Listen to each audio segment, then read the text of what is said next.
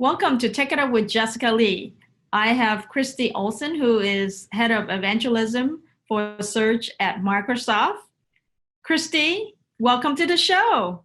Thank you for having me. I'm really excited to join you today.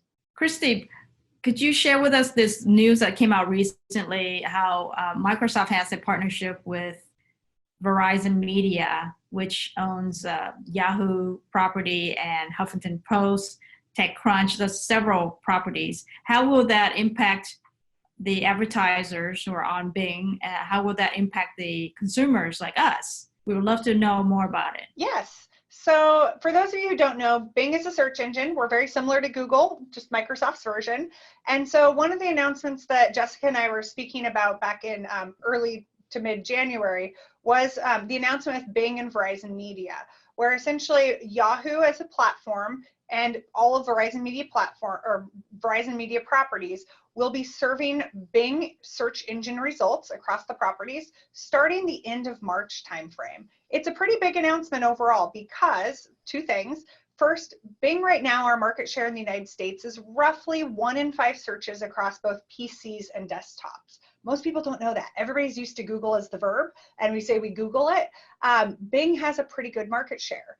Where Verizon and the Verizon Media partnership with Yahoo comes in play is the fact that it's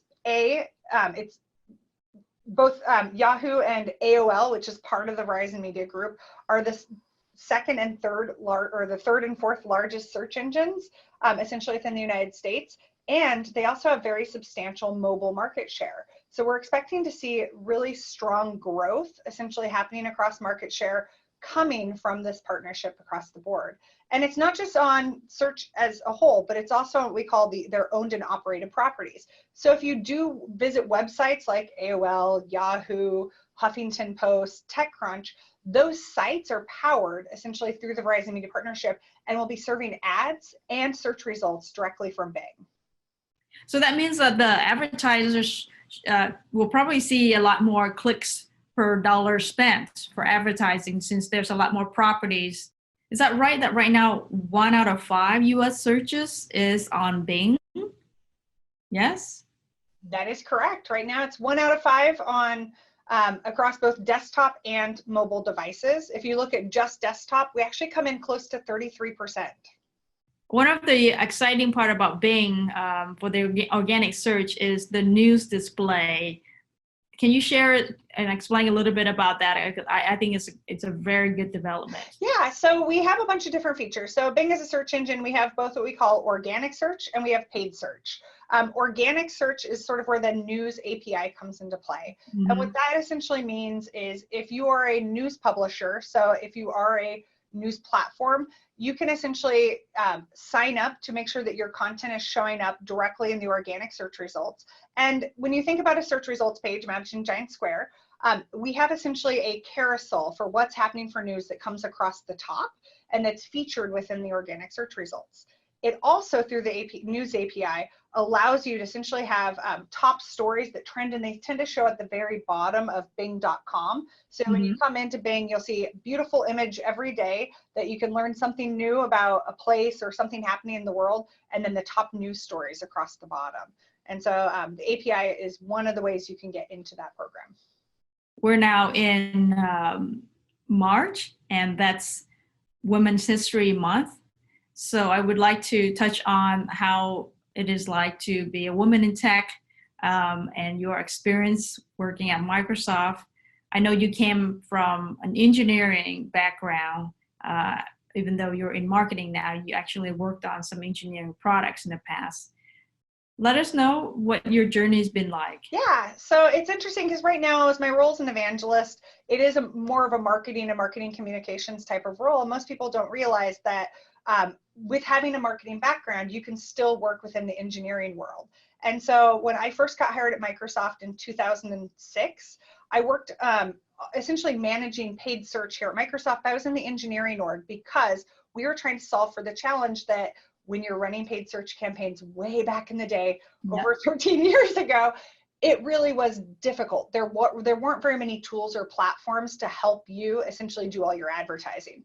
So I came in to run our search and decided we could create a product to make it much easier for us to manage across Bing, essentially what became Bing, the precursor to it, Google, Yahoo, and then about 20 other platforms that don't really exist today. And so I was hired as a marketer within engineering to create tools and platforms for other marketers to use. And what that precursor of the tool became is essentially part of Bing Ads Editor that allows marketers who are advertising on Bing today to upload all of their campaign data into a easy, simple to use platform and tool, and use a single Excel sheet to really manage what you do.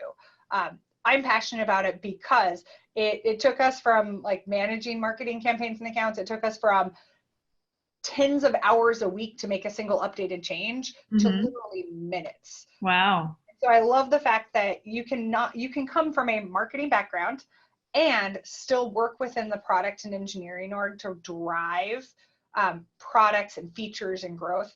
And I'm still working with our engineering team today.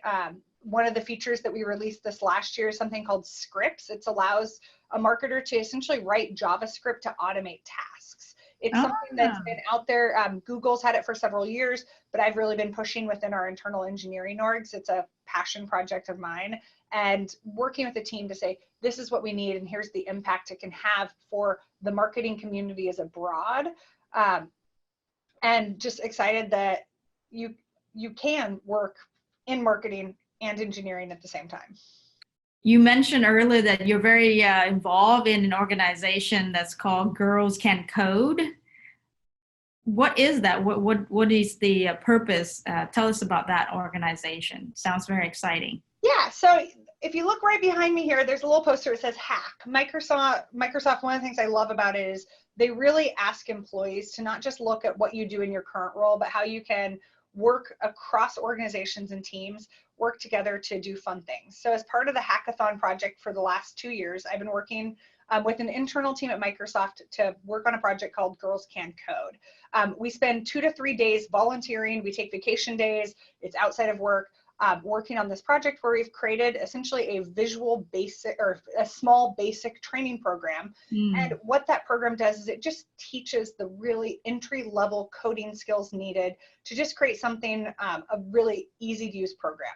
And on that side, with what Girls Can Code does is we bring high school students then in on a regular basis into Microsoft, and we do a full day training teaching them just introduction to small basic.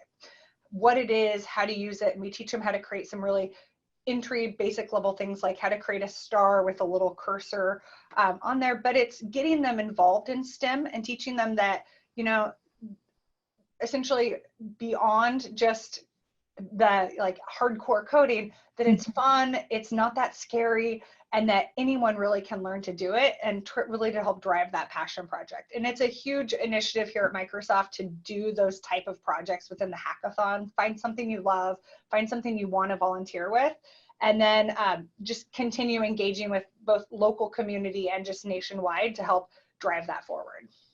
You know, there's a lot of talk about diversity and inclusion, gender equality.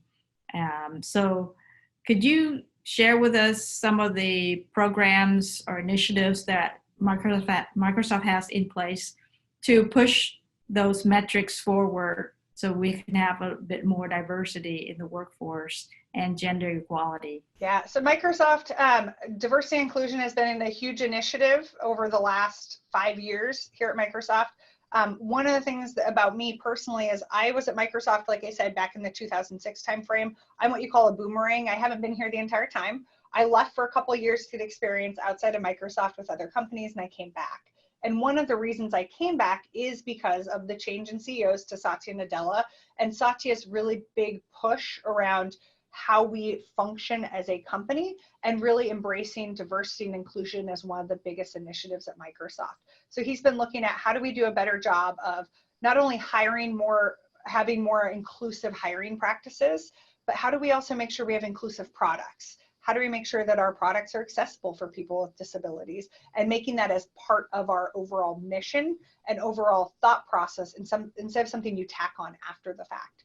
And so I know, and I'll state this because I'm pretty sure I won't get yelled at, but I know Microsoft is not 100% the 50-50 of male and female across all levels of the organization, but they really are doing a lot to try to get there. And I'm seeing that in our organization and many of our partner organizations of what can they do to make sure that we have better gender equality? What can we do to make sure that we have more inclusive hiring practices, that we represent everybody from across all spectrums of abilities, as well as all backgrounds and ethnicities. And as you and I were talking, I'm a mom. You can sort of see a little picture of my nugget behind me, and I'm expecting number 2. Something that Microsoft has done, which also really made me decide, I had offers from other large tech companies in the Seattle region, well-known big brands that you might know. And what made me come back to Microsoft was also the focus they have on new moms, that they have what we call employee resource groups, essentially to focus on new parents, to make sure that we have the resources we need to essentially figure out how do we do our job while we're going through maternity. What do we do so we can take leave? And they extended our maternity leave to 20 weeks, which is amazing for the US. That is amazing. Yes. Yay. 20-week maternity leave, so I can take off essentially 5.5, 6 months and step back from my work. And then they offer a part-time transition program to bring me back in and come back and continue with my role. And not only do they do that, the other thing that is beyond amazing that I'm an evangelist for this within Microsoft because parents don't know about it is they also offer us a service called backup care, which I can get between 100 to 150 hours a year of essentially nanny or daycare services. So with my role, I travel quite a bit. You saw me speak down in California. That's right. I travel typically 50 days a year. And with that backup care service, I can actually bring my son with me and have somebody watch him at the hotel room. So I'm not missing out essentially on his childhood. I can be a working mom and essentially have him come with me and be really involved with him while working and continue my job. It's more so probably meant for, when your kids are sick or their daycare cancels, but I found a way to make it work so that I can travel and I can bring my son with me and sometimes my husband and continue doing the work I love and that I'm passionate about. Well, thank you very much, Christi, for being on the show. It's been a pleasure to speak with you and learn about the initiatives taking place, the developments for Bing search. Any last words you'd like to share with the audience? What I would say, and it goes back to just love for search, if you haven't been using Bing lately, try it again. We've had a lot of new features that we're rolling out to get you to see search in a different way. So if you ask a question, something like, I go back to I'm a mom, so the questions I tend to ask is, how high is too high for a fever? How do you get red wine out of a carpet? All sorts of things about stain removal because I have a boy. When you put in questions like that, we've actually started, instead of just giving you 10 blue links on a page, giving you what we call multi-perspective answers, where we take the information from across the web and give you both sides of a story. So how high is too high of a temperature? And we'll give you 2 different to potentially 3 different perspectives on that. And we also have that within the news channel as well, where if you're following a top trending news story, you can see the history of that entire story as it unfolds, how different types of publications report on it from a news perspective. So we're finding new ways to really give you information and data and make it really accessible to you. So check it out, and we have lots of great features and functionality that we're rolling out on a regular basis, and I think you'll be pleasantly surprised. We're not a replica of Google. We are innovating and trying new ways to bring data and information to you, our consumers, and we think you're going to love it. Thank you very much, Christi, for being on the show to share about Bing's search development taking place. It's a very exciting time for advertisers. Thank you for watching. Take It Up with Jessica Lee, Christi Olson, evangelist for search at Microsoft.